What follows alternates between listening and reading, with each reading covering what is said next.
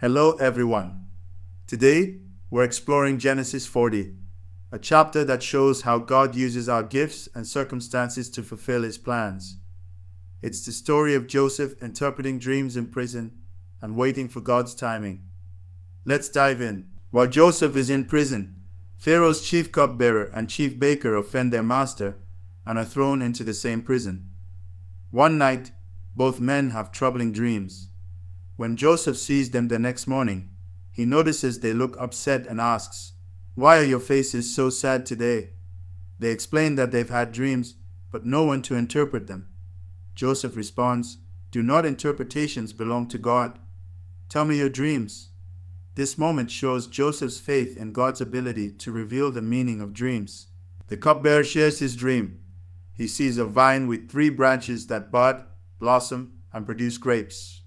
He takes the grapes, squeezes them into Pharaoh's cup, and places the cup in Pharaoh's hand. Joseph interprets the dream, saying, "The 3 branches are 3 days. Within 3 days, Pharaoh will lift up your head and restore you to your position, and you will put Pharaoh's cup in his hand, just as you used to do when you were his cupbearer."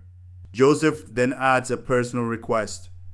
"When all goes well with you, remember me and show me kindness.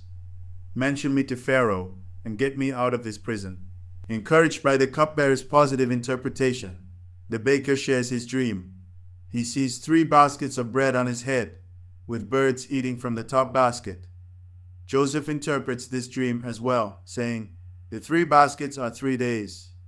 Within 3 days, Pharaoh will lift off your head and impale your body on a pole, and the birds will eat away your flesh."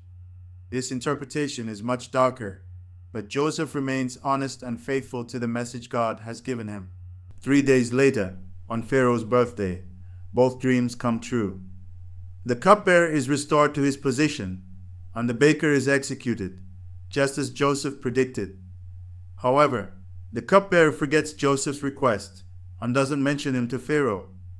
This moment reminds us that God's timing is perfect, even when it feels like we've been forgotten. So, what can we learn from Genesis 40? First, God gives us gifts to serve others and bring glory to him.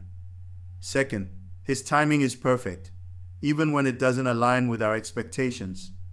Finally, this chapter reminds us to trust God's plan, even when it feels like we've been overlooked.